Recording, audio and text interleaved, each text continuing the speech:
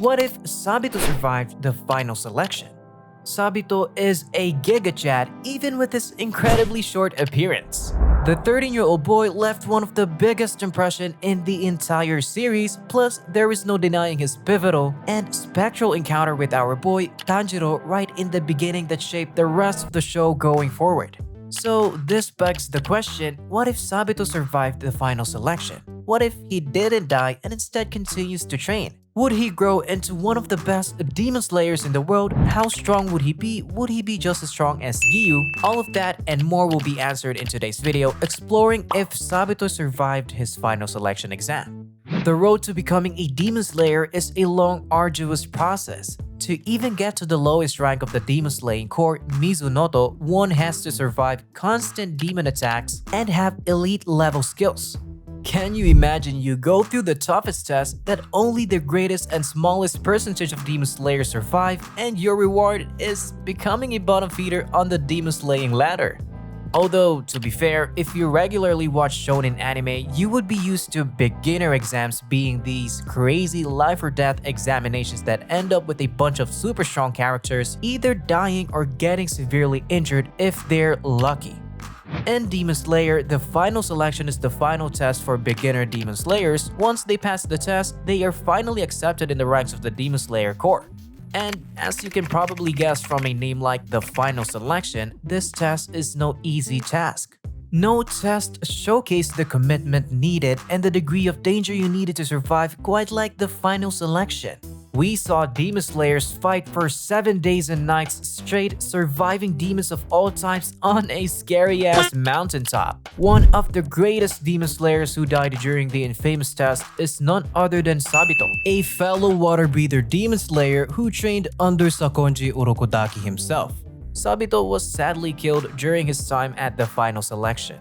Sabito could have really been one of the best Demon Slayers ever just by looking at his upbringing. At 13 years old, he outclassed young Tanjiro and was also better than even Giyu, who he grew up with. Immediately, he had skills that were, at worst, up to par with Giyu's skills, and at best, he could easily have surpassed our favorite stoic water-breathing Hashira. No question that if he was given the same time to develop as some other characters in the Demon Slayer Corps, he could have easily been a Hashira-level Demon Slayer.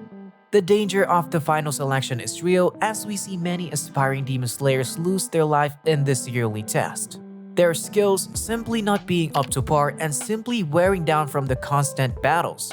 Sabito is one of the most infamous Demon Slayers to fall in the final selection and the greatest what-ifs in the show. Sabito was Giyu Tomioka's friend who fought right alongside him during the final selection. Sabito died at the hands of the Hand Demon, being the only Demon Slayer to die during that year's final selection. Sabito continues to be remembered by Giyu even as an adult Demon Slayer and forever immortalizes Sabito by donning his yukata. So, just to recap, Giyu is his silent, badass, stoic self because of what happened with Sabito in that final selection. Sabito then went on to appear as a trapped soul, guiding Tanjiro on his own journey in learning the water-breathing techniques, along with another failed final selection Demon Slayer, Makomo, and also as a trapped soul who is perpetually stuck in his old 13-year-old body. Sabito was still able to absolutely body and wreck young Tanjiro during his water-breathing training. Sabito may have died during that year's final selection, but we can help but wonder what if Sabito actually survived the final selection and became a Demon Slayer? First and foremost, Sabitos' death was one of the most avoidable deaths in Demon Slayer. Sabito was clearly at a gifted level compared to all the other Demon Slayers his age, as he was surviving well and his actions were what allowed no deaths besides his own to happen during that year's final selection. Put this into perspective, imagine all the wisdom Sabito had while training Tanjiro as a lost soul. The dude was clearly smart, introspective, and just as hardcore as when he was alive. Now imagine all that wisdom, but instead of being stuck in a 13-year-old body trapped and cursed in a forest, we're in an adult body trained for almost a decade in the art of killing demons. To say he would have been a really freaking good demon slayer is a giant understatement. Sabito died by the hand demon who had a specific disdain towards the students of Sakonji Urokodaki because the former water Hashira was the one who cursed him to be trapped on that mountaintop. If Sabito had been able to avoid the demon and had survived like Giyu, who knows what could have happened. Not to mention, if Sabito had not gone out of his way to wear down his sword and body, saving so many of the other demon slayers, there is a good chance his sword would not have broken against the incredibly tough hand demon. So to say this was an unfair fight is putting it lightly. After all, he did fight at Mount Fujikasane for 7 days, killing one human-eating demon after another on his own for an entire week, saving all the other demon slayers, and then immediately getting matched up and attacked by a demon who had a hit list on you specifically. Yeah, it does not matter what kind of a badass 13-year-old anime protagonist powers you're supposed to have, it is a wonder how he even put up a fight and almost won too. But his sword just said adios. Next up, we need to understand how good Sabito really could have been if he had been able to survive and train all those years.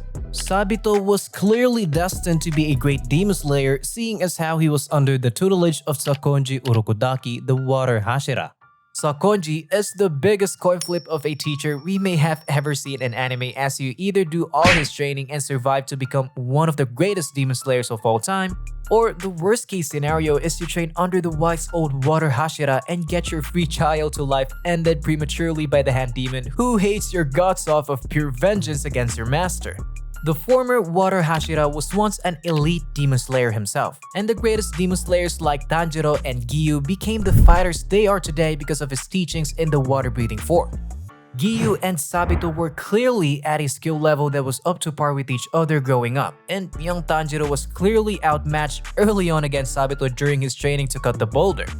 This is us being conservative though, because there were clear signs that Sabito could have been better than Giyu down the line because he was on another level of pure skill and dominance at the same age as Giyu. It is safe to assume that Sabito would have most likely reached the Hashira rank as well.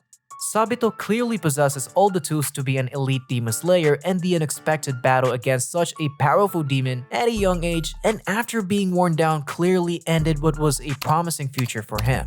We can't emphasize this enough, but Sabito could have clearly been a top demon slayer if he had survived that initial final selection.